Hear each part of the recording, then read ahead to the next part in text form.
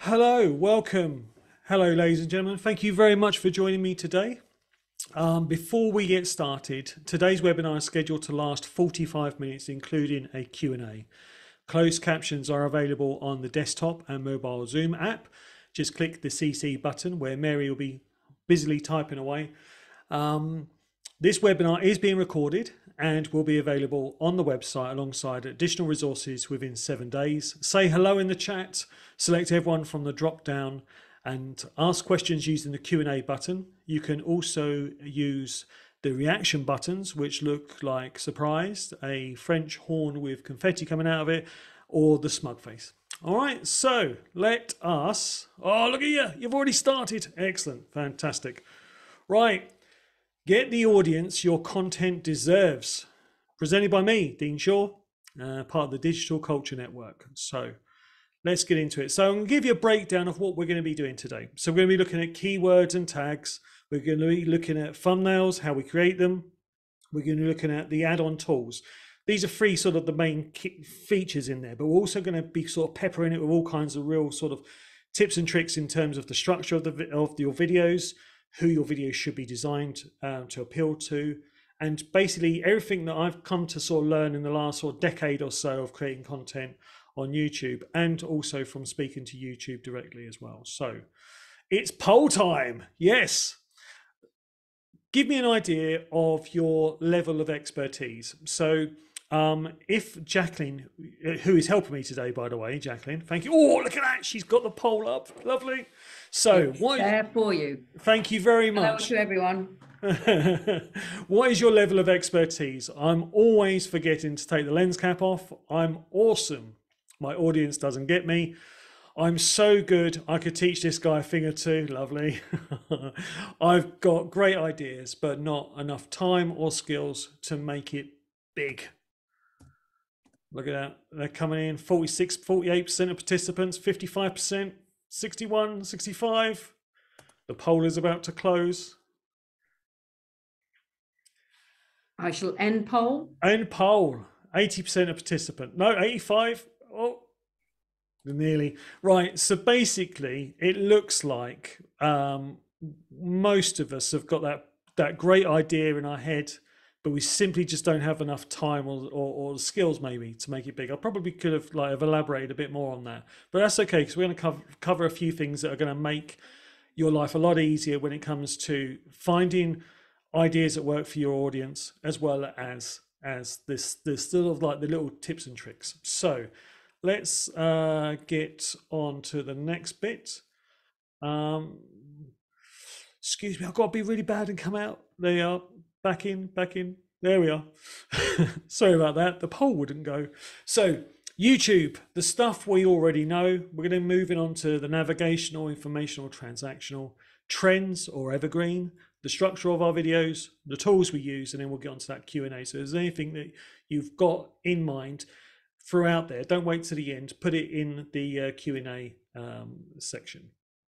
So YouTube, this is stuff we already know, but it's good to remind ourselves that YouTube is the second largest search engine in the world, secondly to Google, that it has 5 billion searches per month and larger than Yahoo, AOL, Bing, and Ask combined. Now, Ollie, our strategy tech champion, sent me a link, and I was meant to put it in here.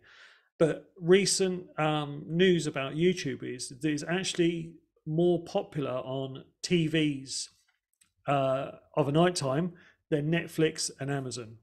So, you know, where you're kind of like thinking, I just wish I had the audience that, you know, I wish I could tap into the Netflix audience or the Amazon audience, Amazon Prime or whatever. Actually, YouTube is actually far more watched in terms of watch hours than Netflix is. And Netflix spends billions and billions and billions on content, and yet YouTube gets their content for free and shares the ad revenue with you. So it's worth thinking about just how tastes have changed from program to television, where we'd all sit and watch at a certain time, to now on demand, and also now creator-led content, particularly if we've got such a sort of great opportunity to inform people. But the algorithm doesn't serve you as the content creator, it serves the viewer, and the viewer's needs are put much, much higher than the content creators. So when YouTube serves up videos to the viewer, it's doing it typically on search history that the viewer has already had, and it just sort of determines what videos it's going to suggest. So, for instance, last year I watched an awful lot of videos on cryptocurrency. Loved it, couldn't get enough of it. It was all going to be squillionaires, right? However, I don't watch so much cryptocurrency anymore. I watch different kinds of content, like van life, like living in a van. You can see the correlation between having sort of grand ideas of being wealthy and now having to live in a van. But consequently, if I want to know how to take a VW van and turn it into a camper van, then there is a video out. There's actually quite a few videos out there. And now YouTube has stopped suggesting so many Bitcoin videos and XRP videos, and is now suggesting small content creators on their driveways showing me how to install a solar panel to the roof of a camper van that I don't even own yet. So that's what it does to determine sort of what videos to suggest. As soon as it starts detecting different ways, different sort of patterns, it will then start to sort of shift. When it doesn't have that information at hand, like for that first time that I went out of my Bitcoin comfort zone and sort of dipped my toe into the van life, I probably went into the search bar and I put in, how do I convert a camper van, or how do I convert a van to a camper van? And using the information in the descriptions and the tags, it basically gave me what it determined was a very good option for me to consider, or a series of options for me to consider, simply because it had no behavioral data. Now it's got that behavioral data, I am inundated with that van and all the other things that go with it, you know, camping, flip-flops, everything. So, navigational, informational, or transactional, right? What does that mean? I don't know. Let's find out. But before you do, ask yourself these questions. Who is your channel aimed at? If you're looking at your channel, it's a bit weird saying channel because you kind of go, well, you know, channels are like BBC and ITV and stuff like that. But it's a channel, is a collection of your content. Who is it aimed at? Is it aimed at people who want to find out something about your museum or maybe your dance company, how to do a certain dance? Is it just there to sort of put trailers up to sell tickets? Is it there to sort of help people to overcome stage fright by maybe giving them some sort of like hacks on life, you know, when it comes to sort of performing on stage? And then ask yourself, what does successful look like to you? If you're getting 10 views, does 100 views look good at the moment? If you're getting 100 views, would 1,000 views look amazing? And if you're getting 1,000 views, does 10,000 views look amazing? You know, are you aiming for are you swinging for the fences, as they say, and going for 100,000 views per video? You know, why not? 5 billion searches per month. And you think to yourself, well, you know, all I want is like 0.0.0.0.0.0.1 of them, and I'll be really happy with that. So, navigational. Finding something specific from a reliable source of information. Now, when I think of this, I'll show you some examples in a second, but there's some quite defined examples. Informational. General search for information, the source of the information is not really important. It's like typically a how-to. How do I make a lasagna? How do I stop the water from flooding in my bathroom? You know, time-sensitive information, not really reliable, not really sort of like a reliable source. You're not sort of like vetting them, but you're just making sure that they're giving you the information that you need in a timely manner, and then you move on. And then you've got the transactional, which is like a clear intent from the viewer. So maybe something like ABBA Voyage, it might be a advert for them, or it might be a behind the scenes. And the idea behind that is it sort of sends you into this funnel where you see the behind the scenes, you see all the effort that that's gone into there, and then you think, you know what, I really quite fancy some tickets to that. And then there you are, you're on the sort of on the journey. It's exactly the same with museums and other sort of like event type organizations, particularly in our space. So, navigational. Finding something specific from a reliable source of information, right? So this is Gerald undone. Now, I love my cameras as well, as you'd expect as a content tech champion, and he goes into sort of absolute detail when it comes to camera reviews. Really, really good. And probably the first time I came across him was just searching for a particular brand of camera, and I came across his video, and now I seek him out because when he does a review, it's very, very thorough, and it's exactly what I want. I know what to expect from him. He's now become a reliable source. He started out as just informational. I want to know about this camera.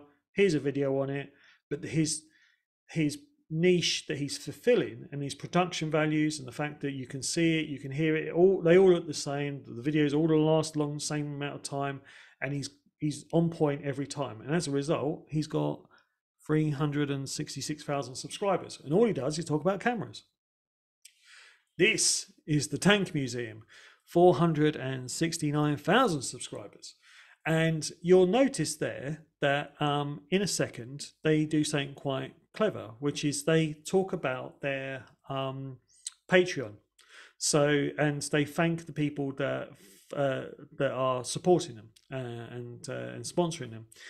But what they've done is that they've obviously built this niche out within the community where they speak about tanks and armored vehicles, and it is an incredible niche. Not everybody is going to want to see this, but their videos typically last around about 30 to 40 minutes long. They go into great detail, and probably when somebody searched for them in the first instance, it was just like, oh, what was that tank they used in the First World War? What was that called? I saw it in Warhorse or whatever.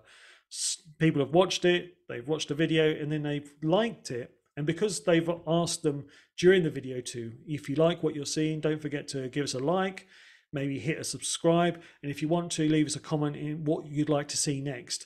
That engagement has then meant that YouTube has gone, aha, we have success. We have a channel that is not only giving the person what they want because they've gone through most of the video and enjoyed it, but they've liked it and they've subscribed from it. We will send them more stuff. Even if they don't subscribe, the fact that they've watched the whole thing will mean that they'll see more of it. So that's the navigational. The informational is probably how the Tank Museum started, and certainly how Gerald Undone started. But this is an example from the National Theatre. This is like a how-to with a really fascinating lady who speaks about how she gets the actors into the character, into the mindset, and that goes from finding inspiration from looking at paintings and drawings and reading literature from the time to sort of like exercises within the space. It is not going to appeal to your Tank Museum audience.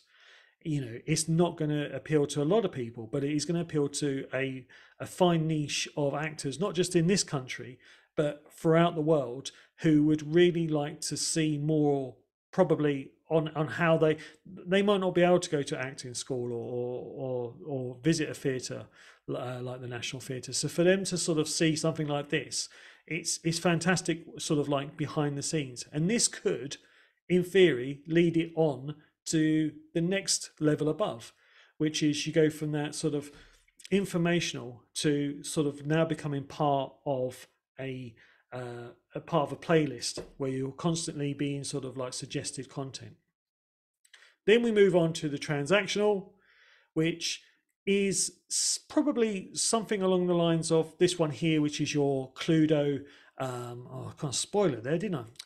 I've done it too quick. Cluedo at the Beamish Museums. The Beamish, fantastic little, well, actually quite a big museum, have got their own Cluedo board. So they produce this piece of content. It's not necessarily engaging, but it does inform people about the Cluedo game that they've got coming out, a specialist. And if you're really into your Cluedo and you love Beamish, maybe you live locally, it's probably a lovely Christmas gift. So it's worth doing.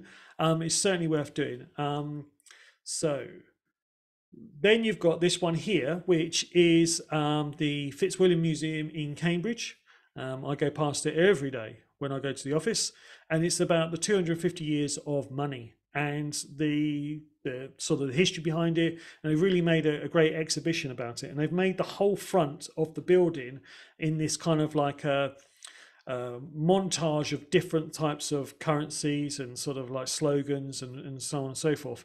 And because you don't know what it is, I actually was like, that's pretty bright, because it's the whole defaced sort of like logos are all over the building. So I went out my way to find out what that was all about. So it had the kind of reverse psychology effect. I saw it on the side of the building, and then I went out to find more about it. So that's the free. So just to recap, informational is arguably going to be your bigger sort of route in, because you're starting out building up your audience. So how I look at it is informational is that big, and it's great for building audiences. It's fast. It appeals to people within your niche. So if you're looking to do acting lessons, if you're looking to do maybe how to preserve certain types of artifacts within a museum, tips for you at home if you've got old paintings and you want to learn to restore them. If you have a tank and you want to change the gearbox, this is how you do it, right?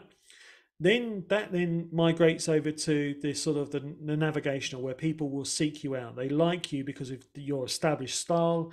You've got a sort of a shorthand with your viewers, and they're more likely to become fans. They're more likely to like the video. They're more likely to share the video, and they're more likely to subscribe. And then you kind of have the transactional, which is once you've got that solid fan base, you're producing regular content within your niche, and as a result, as you grow, you'll be able to accept monetization if you choose to. That can lead to, once you get past 10,000 subscribers, you can then accept tips. So you can say to people, look, if you love what we're doing, buy us a coffee. If you've got 10,000 subscribers and 100 people all give you £2.50, you've just earned 250 quid from that video just in asking for tips. Just tips or sponsorships. You might be able to link in with somebody, or Patreon as well.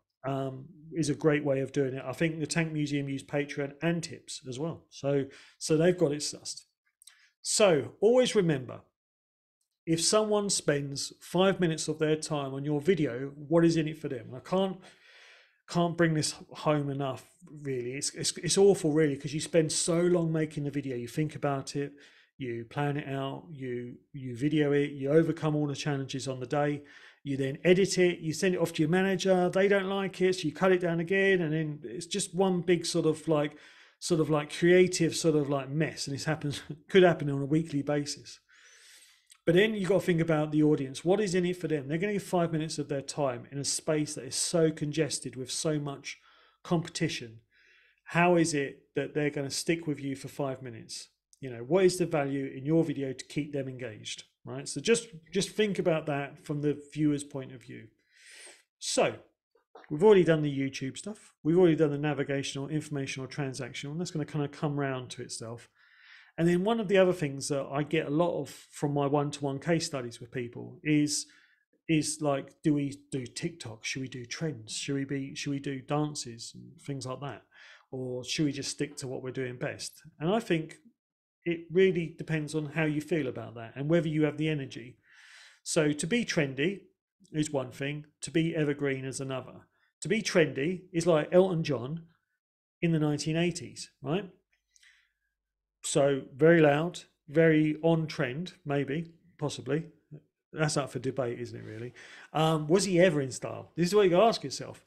Or is it Elton John today, where Elton John has got like a huge back catalogue? He could spend a month on stage just singing these songs, So trendy comes and goes, very hard to predict, very, very difficult to sort of maintain that level of performance, and chasing trends is a very difficult thing. Whereas the evergreen content, staying true to yourself, arguably, and having that huge back catalogue of content will hopefully lend itself to having a more established following within your niche. And I'll show you some examples of videos that we've launched here at the Digital Culture Network that sort of have grown over time, despite the fact that it was a couple of years ago that we posted them. So think about Elton. Are you trendy, or are you Elton evergreen with hair? It has to be said. So are you Elton with no hair and a hat, or are you Elton with hair? These are all thoughts. And always remember, see, I'm going to take you back to that one. Bit too soon, probably, but just think about that. If someone's going to spend 5 minutes of their time on your video, what is in it for them? What is the value in your video to keep them engaged? It's almost, I'm not saying suggesting anybody go and get a tattoo, but it kind of like, it is that important. So I want us to talk about sort of structure really now. So we've kind of like got an idea, hopefully, of like, oh, is our channel navigational? Is it more likely to be informational to start with? Should we go for trends? Should we look at things? Should we be evergreen? You're going to sort of have an idea as to where you're kind of like leaning towards. But then we need to sort of look at the way that the structure is. But before we do so, let me take this opportunity to thank our sponsor today. That's a YouTube thing. Anyway, this is the digitalculturenetwork.org.uk website, which is absolutely full, chock-a-block full of wonderful resources written by other tech champions as well as myself. It is the place where you'll be able to book a one-to-one, a free one-to-one with us. So if there's anything in here, in this webinar that you think to yourself, do you know what, I could really ask him how to get that lens cap off my camera, or what camera to buy, or what software to use, you can go here and book a one-to-one with us. Equally speaking, social media, websites, ticketing and CRM, e-commerce. Oh, the list is almost exhaustive. I could, yeah. Anyway, back to the show. Oh, sorry, forgot YouTube channel. Can't not plug the YouTube channel. Here's our YouTube channel. As you can see, top left-hand corner, how to make videos on your smartphone. 2 years ago, a couple of thousand views. Certainly not the best performing video I've ever made in my life, but fairly decent considering we was in lockdown. So this is kind of like I don't know if, like, what would it be? You know, what's the film? You know, I See Dead People, and then once you see the film, you're like, oh yeah, so Bruce Willis was dead all along. If you know the answer to the film, name to the film, put it in the chat box. Oh, somebody's done it. Somebody's done it. Oh, they're all flying in now. Okay.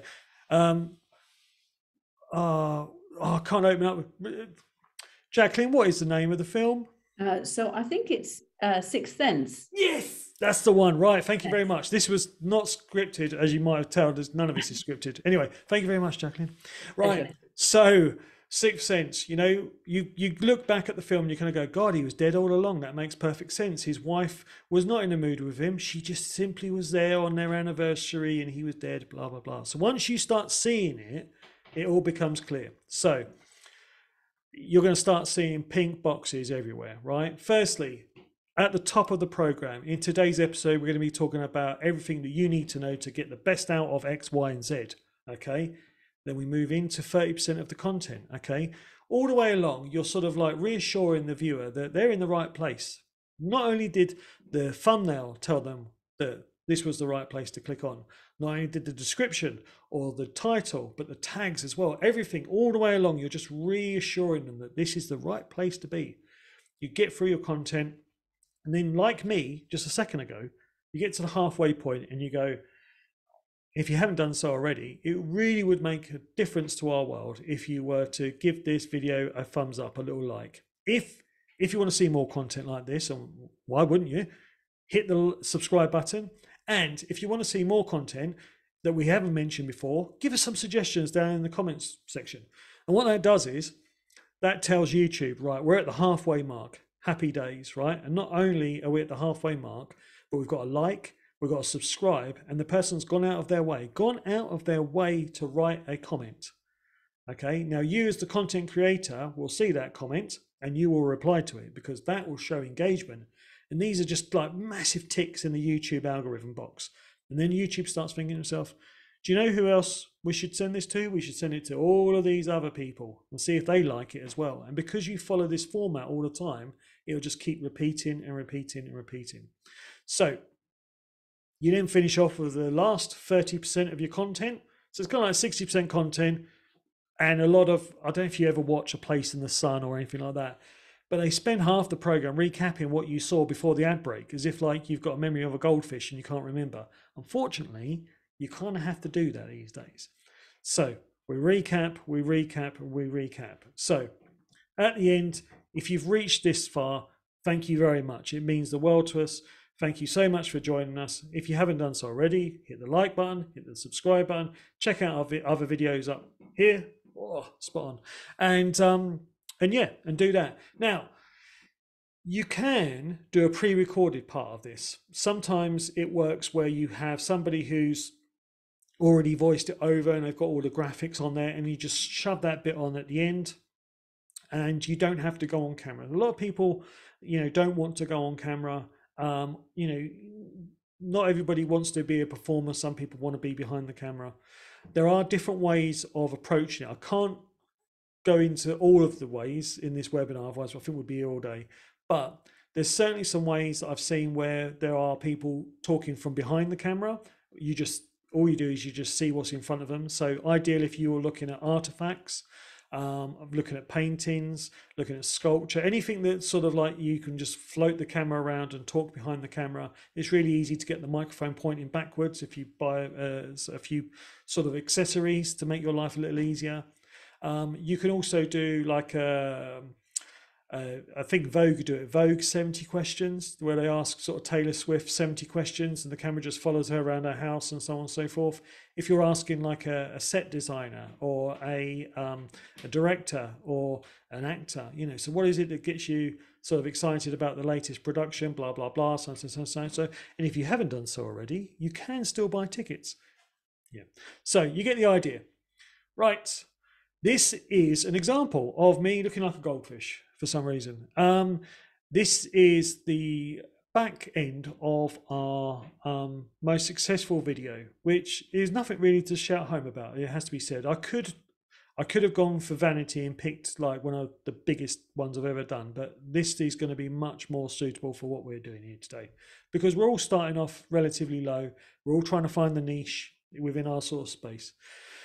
Now, when the video launched, it was just at the start of lockdown. So we had an incredible amount of people getting in touch with Digital Culture Network, asking for one-to-ones, wanting to know how they could shoot webinars and content just using what they had around the house, which in many cases was mobile phones. So we put together this video in the kitchen. And the average view, as illustrated by the arrow, is 4 minutes and 13 seconds. Now, the video length is way too long. It's almost 19 minutes long. So I know moving forward that my audience haven't got an appetite for a 20-minute long video. They might have an appetite for a 10-minute video, but probably they've got a much more interest and appetite for a 5 to 6 minute video. And then if my content's good and I'm on point, then maybe I can stretch it out a little bit longer. It doesn't matter if I stretch it out. I would sooner people watch 3 of my videos that are 5 minutes long than one of my videos that's 15 minutes long and only get halfway through it.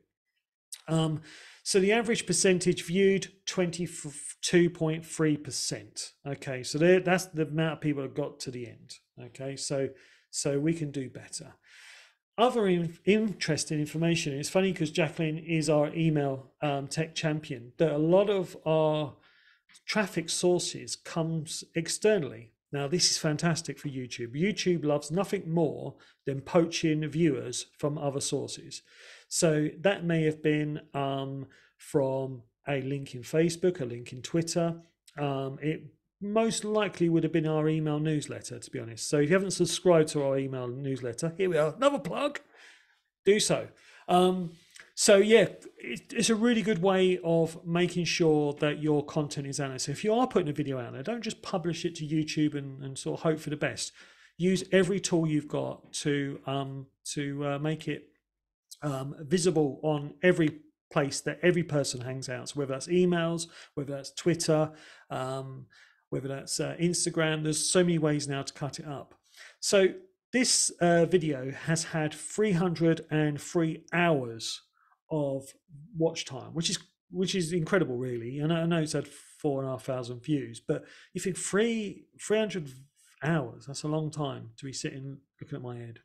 And it added 49 subscribers, which is about 5%. So that one video alone done 5%. So good to know. You can get paralysis for analysis, but it's good to sort of look behind the hood and see what's going on from time to time. this is another video I done in follow-up, once again in lockdown, and the average duration was 3 minutes and 41 seconds. But it was a shorter video. It was 12 minutes long, and you can see where the sort of like it's like a gradual sort of decline slowly before tailing off. But 30% of people stick around to kind of like the midway point, which is great. So 59% of viewers, I don't know if you can see this down the bottom, but it says 59% of viewers are still watching at around the halfway mark, which is typical. So there you are. So wouldn't it be lovely to be typical? So 721 views, which is 281 more than usual. Watch time 44 hours, which is 14 hours more than usual, and we got 9 subscribers from it. And it's just me sitting there chatting about Crowdcast. So once you see the structure, you'll start seeing it everywhere. So remember how we set it all out. We ask at the beginning, in today's episode, you've trusted us with your time. Let me tell you what you're going to be in for. We're going to cover X, Y, and Z. And then we get into the content. We get to the halfway point, and it's like, if you've liked what you've seen so far, just hit the like button. It doesn't cost you anything, but it means a great deal for us. There's 101,000 ways of saying it, but please just give us your support, because once you get that support, not only does it help justify the reasons why you make videos, because they do take a long time to make, you know, your managers, your directors, anybody who's like a bit of a naysayer will start seeing real sort of tangible results, and it will help sort of grease the wheels when it comes to maybe greater resources or even just more time to sort of make the videos and go further afield. So it's really important that you can demonstrate that you're actually connecting with that audience. 30% of the content at the end. And then if you've made it this far, congratulations, thank you so much. Bless me with a like or a sub, and check out my other videos here, here, and here. You can always do that throughout the video as well. If you refer to a video that you know you've got another example of, you can say, I'm going to leave a link up here. That will lead us on to another video. Once again, that's another thing that YouTube absolutely loves seeing, because it keeps that viewer within the YouTube ecosystem, which ultimately means they're going to see more adverts, which means that the YouTube shareholders will get to experience a bump in their dividends. Happy days. And you get to see more views on your video. So I like to think of the creative stages of the videos.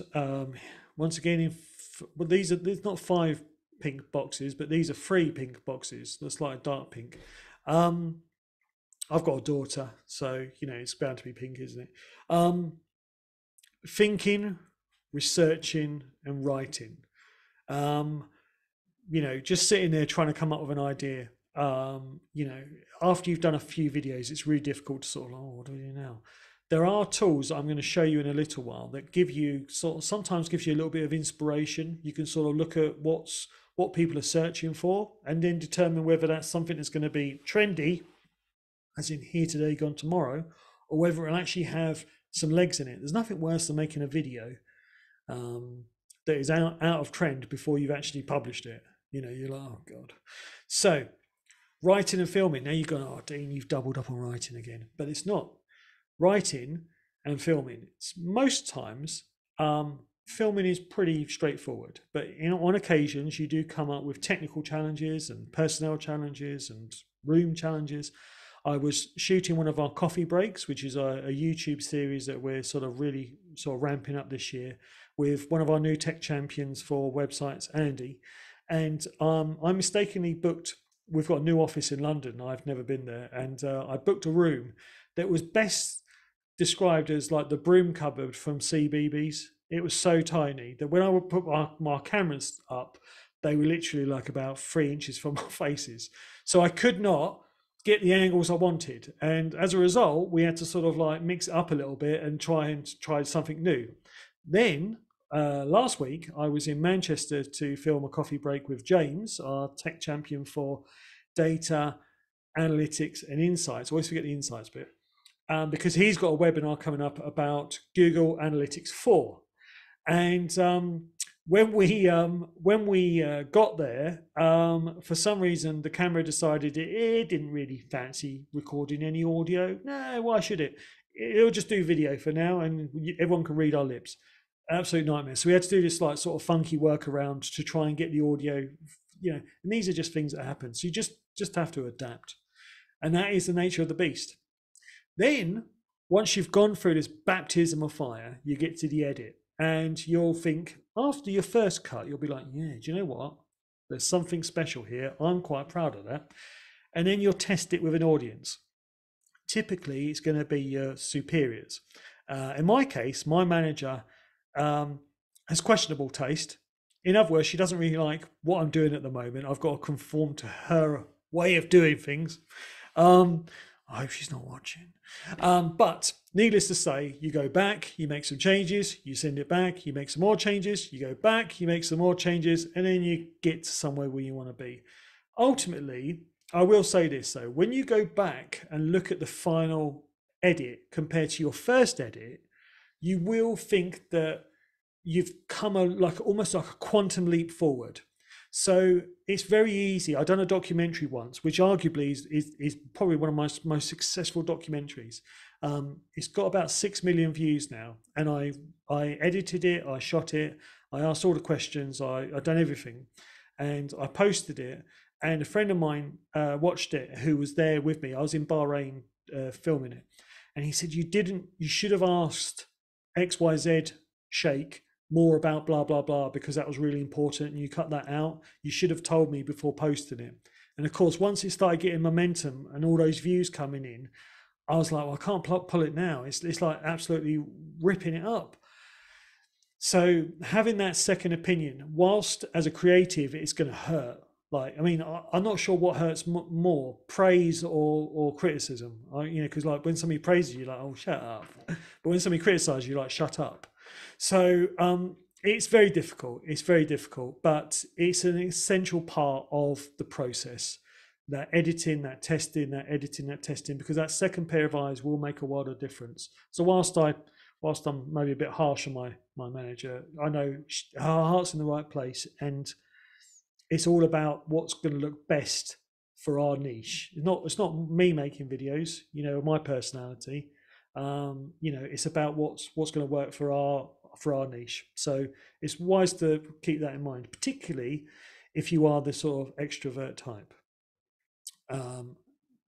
So this here, you're going to love this.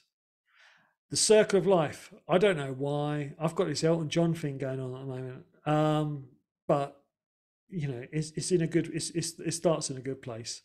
So we kind of imagine this in the sense that who is our channel for? We kind of know what our audience who come to our places, whether it's a museum, a theatre, a dance company, sort of run out of things to do there, but whatever it is, an art gallery, we kind of know the sort of people that come there, and we need to sort of make a channel designed for them. We can look at the navigational, but it's probably most likely informational it's going to start with, and then that might lead on to a transactional side of things. We've kind of decided whether we want to be trendy or whether we want to be evergreen, whether we want to be Elton 1980s, Nikita, or do we want to be Lion King Elton today.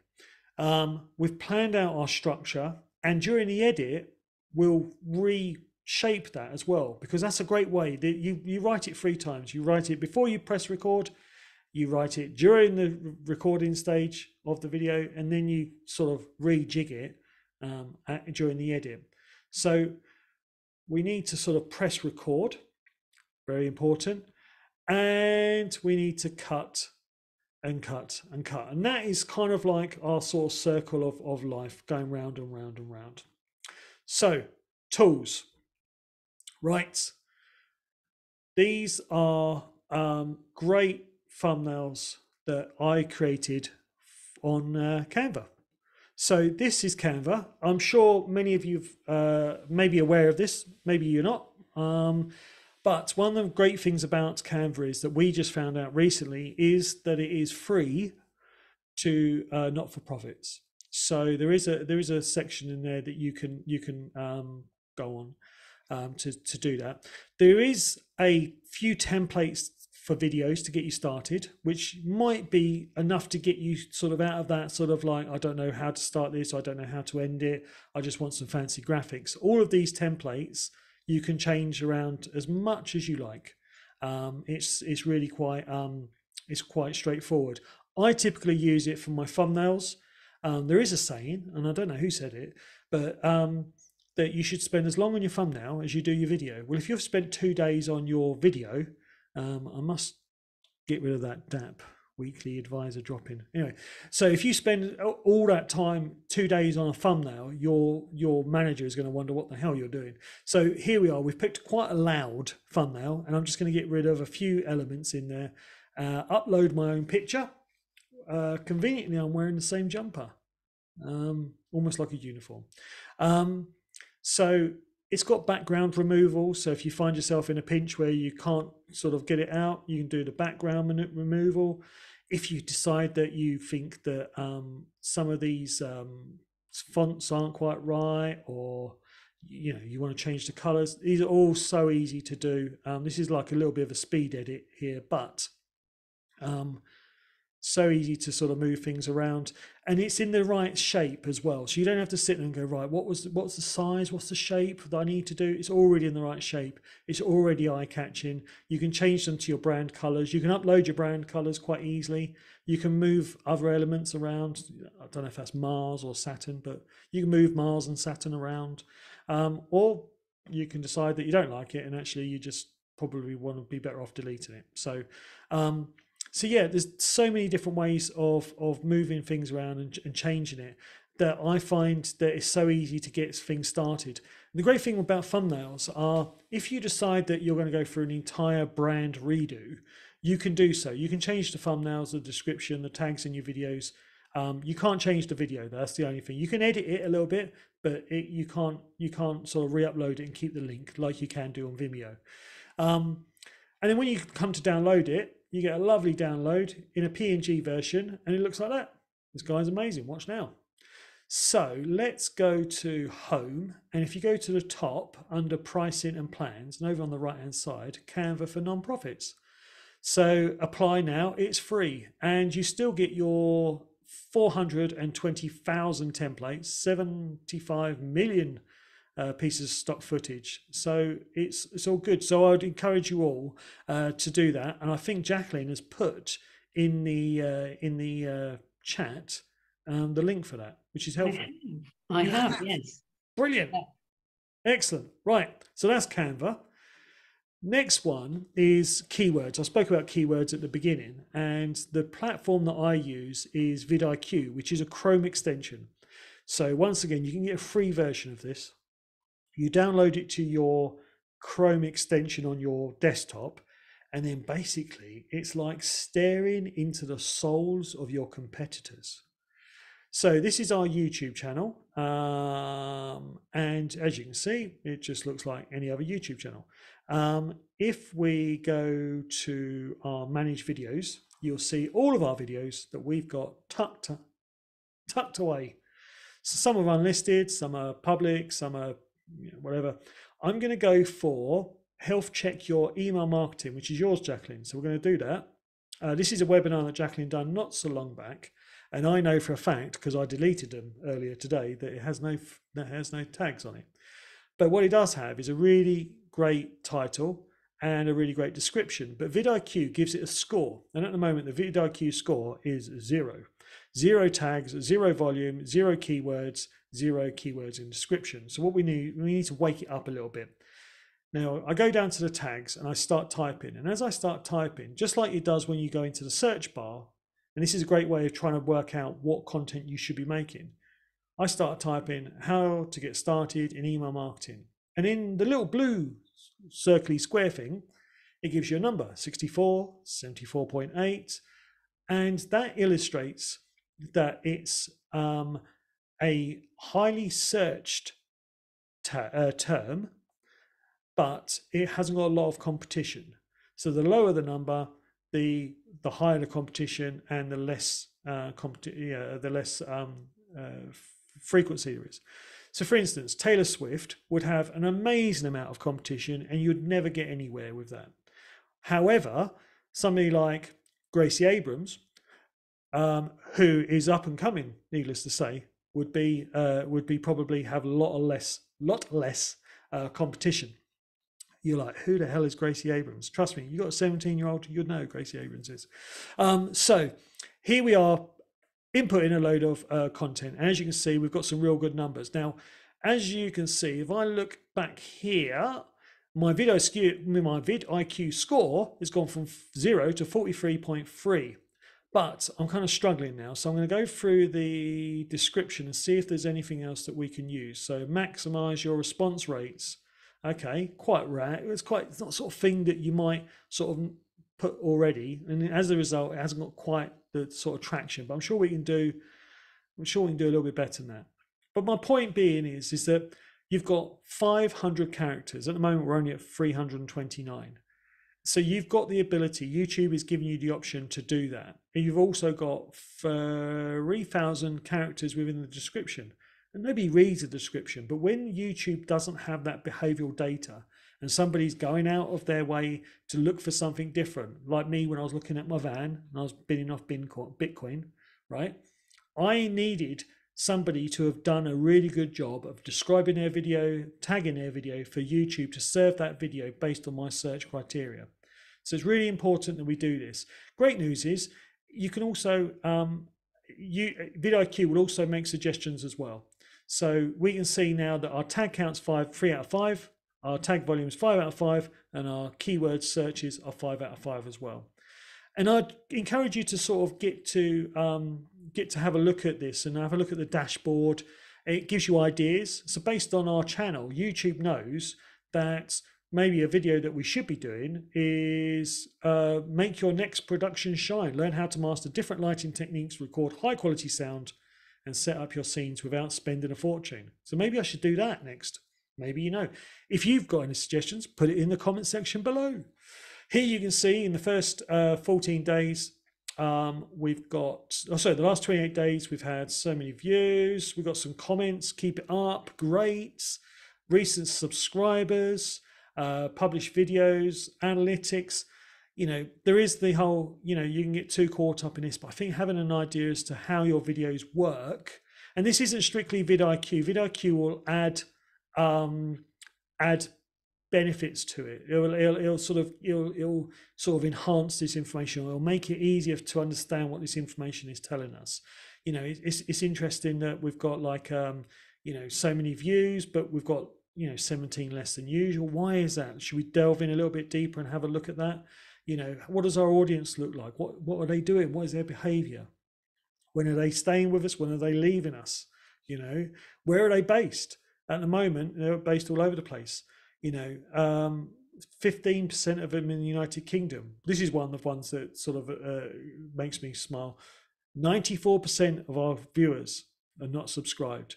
So that's one of the reasons why the Digital Culture Network, needs to keep on reminding people to like and subscribe, because it's got to make a difference. You know, if we're reaching all of these people, we need to be saying to them, you know, why haven't you subscribed yet? If you're enjoying this content, please do so.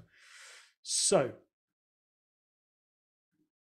the first 150 characters of your description, when we look at description on our platform, let's show you this one here. Right, so this is National Theatre, Jodie Comer, and if you can see, we've got a lovely thumbnail.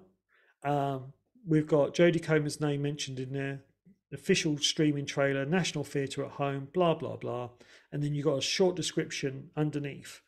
And if you've got any experience of writing tweets, particularly if you've got a lot to say, you know, there's a real art form to getting your point of view across in the limitations. And you kind of need to adopt that sort of mentality when it comes to that first sentence on your description, because without a real catchy description, you'll probably find that you'll just have like sort of a load of old rambling nonsense that people aren't going to be like, yeah, okay, so there's a picture of Jodie, there's thumbnails, okay, the title's okay, but I don't know what this video is really going to be about. Here is an example of what that video is going to be about.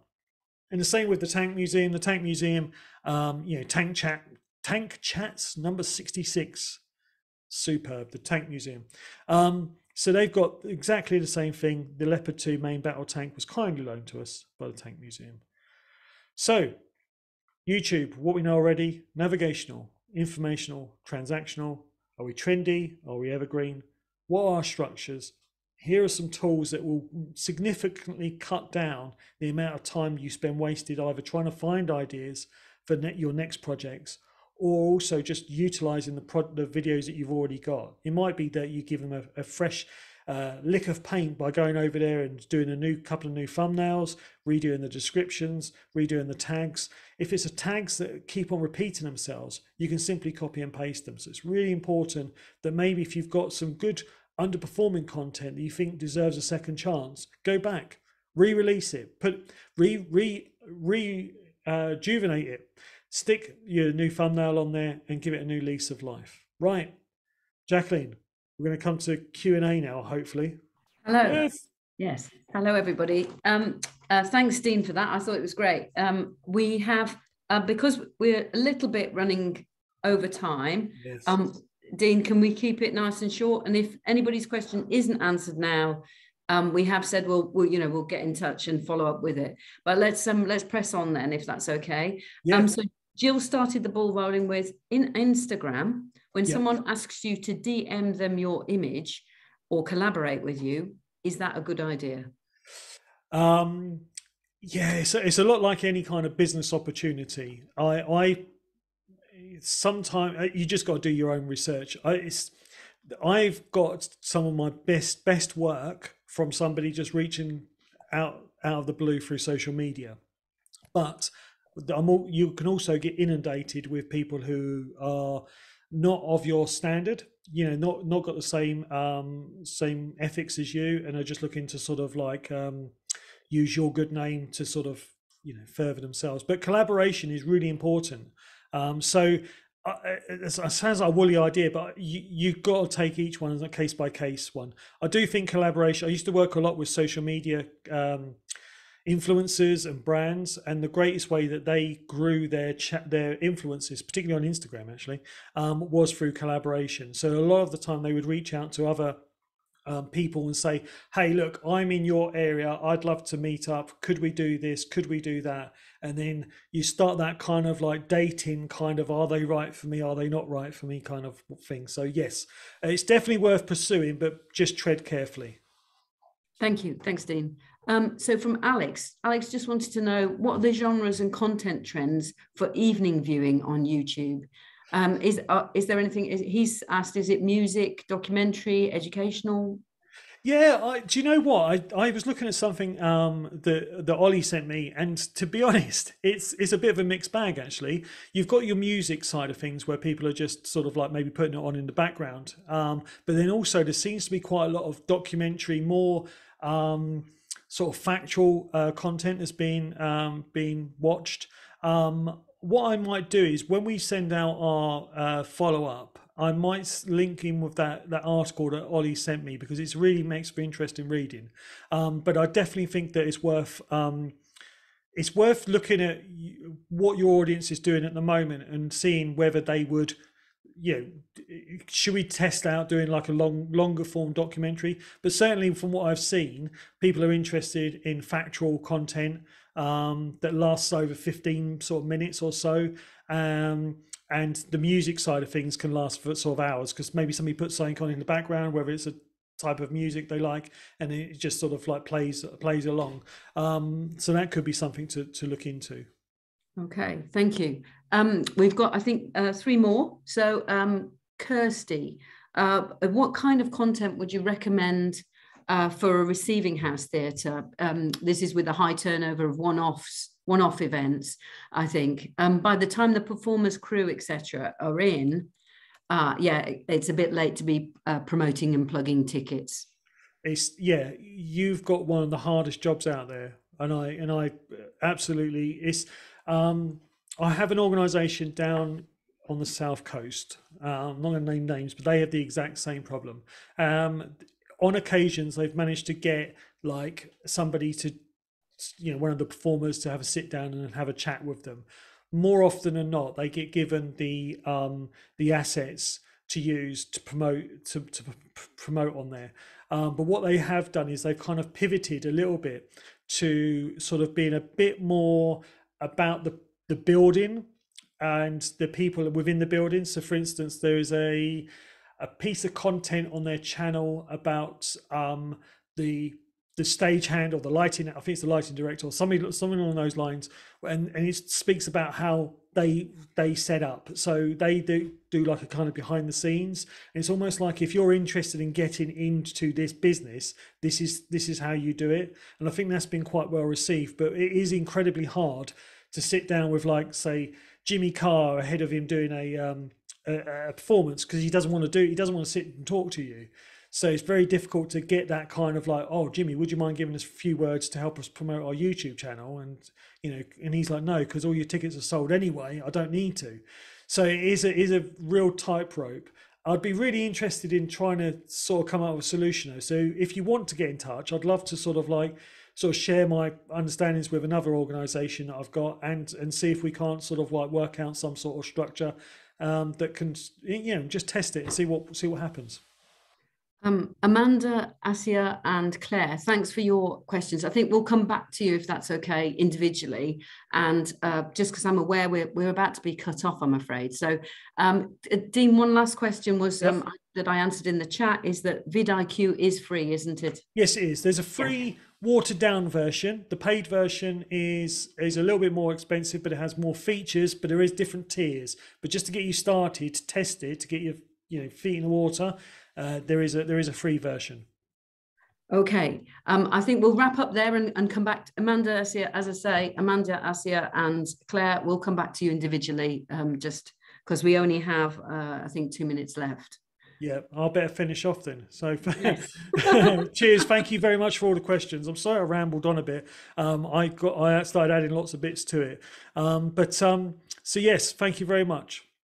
Yeah, thank you to everybody, and I'll just put in the chat how you can book in a time with us, and because I can see that people are very putting in some nice messages for Dean. Thanks for tuning in.